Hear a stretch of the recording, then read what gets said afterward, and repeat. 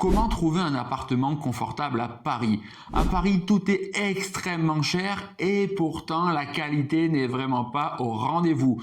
Lorsque vous allez chercher un appartement, vous devez faire attention à trois grosses erreurs qu'on va détailler dans cette vidéo et je vais également vous donner les clés pour trouver les appartements les plus confortables parce que vous le savez, si vous êtes déjà abonné à cette chaîne, vous ne pouvez pas vous fier au DPE. L'erreur principale dont on ne vous parle jamais, c'est des problèmes de ventilation. Imaginez le contexte. Énormément de maisons ont été divisées en 2 voire en 3 appartements. Le problème, c'est qu'avant, vous aviez une ventilation pour une pièce. Maintenant, vous avez 2 options. Soit vous arrivez dans une maison qui est trop ventilée, grosso modo, il y a un trou en bas et un trou en haut, et là, vous allez chauffer la rue. Sinon, vous allez atterrir dans l'autre appartement, et là, c'est simple, il n'y a pas de ventilation.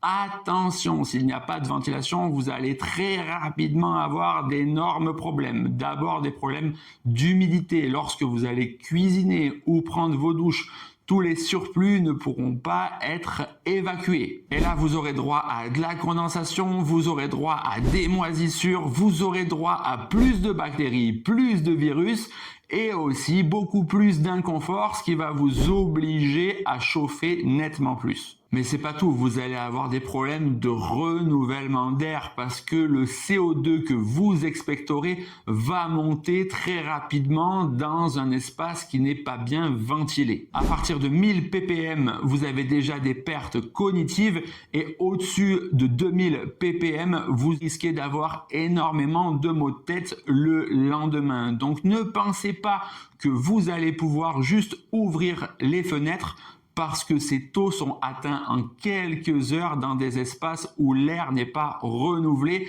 Il suffira donc d'une nuit pour dépasser largement ces seuils. Donc lorsque vous visitez un appartement, la première chose à faire est vous poser la question, est-ce qu'il y a une ventilation? Par où entre l'air et par où est-ce qu'il sort? Aussi, pensez à vérifier la propreté et l'usage. Est-ce que les entrées d'air ont pu être bouchées? Et vous pouvez également regarder le tirage pour être sûr que l'air s'évacue bien. Second point, l'orientation. Un bon vendeur vous expliquera que vous pourrez avoir le soleil couchant. Malheureusement, si vous êtes orienté plein ouest, vous allez mourir de chaud en été.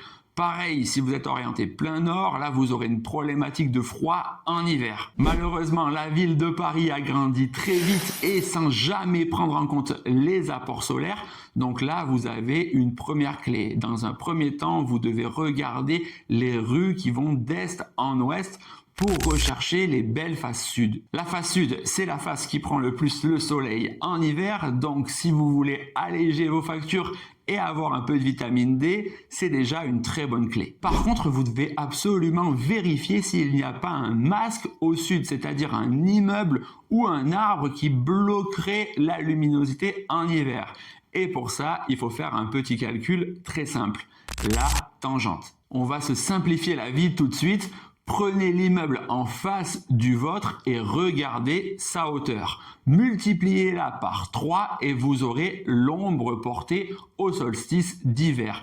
Par exemple, un bâtiment de 12 mètres fera une ombre portée de 36 mètres. Maintenant, si vous êtes à l'étage, il vous suffit de faire la différence. Par exemple, si l'étage fait 3 mètres, ça va faire 12 moins 3 mètres, il ne reste plus que 9 mètres. Multipliez encore une fois ce chiffre par 3, 3 fois 9, 27, et vous aurez l'ombre portée sur votre appartement. Il vous suffit donc de calculer cette différence et de regarder la largeur de la rue. N'hésitez pas à prendre un peu de marge parce que là, je vous donne les chiffres pour midi au solstice d'hiver. Et vous le savez, le matin et le soir, le soleil est rasant, il est donc plus bas.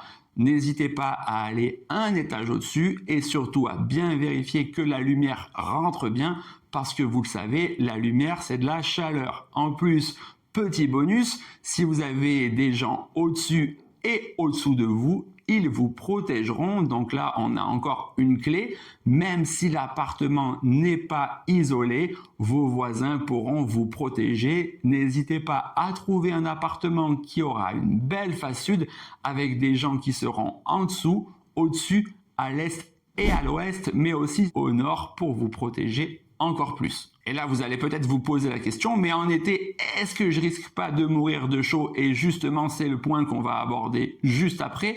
Mais on a une clé fondamentale vis-à-vis de l'orientation, c'est les casquettes. Et en général, ces casquettes, elles vont être faites avec le balcon du dessus.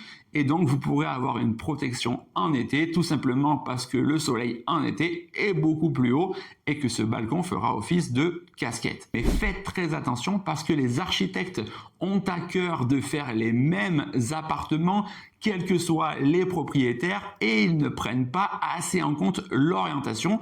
Le prix sera le même, mais maintenant vous aurez les clés pour choisir les appartements les mieux orientés. D'ailleurs, je vous ai fait un petit guide qui est dans la description si vous avez besoin d'aller beaucoup plus loin et surtout de cocher les bonnes cases lorsque vous faites vos visites. N'hésitez pas, il est gratuit, vous avez juste à vous inscrire à ma newsletter. Et comme promis, le dernier point, l'albédo, un point qu'on ne considère jamais et qui est pourtant fondamental.